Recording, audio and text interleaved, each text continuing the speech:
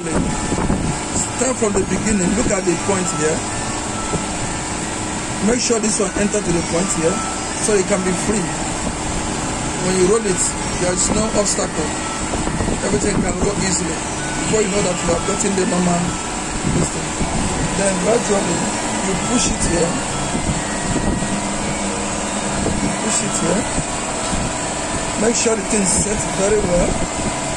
Before you start putting this one. When you are doing, try and hold this place so this one will not roll.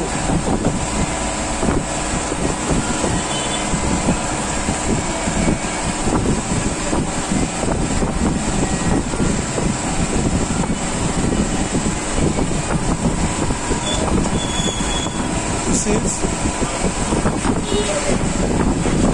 Then you have to try it.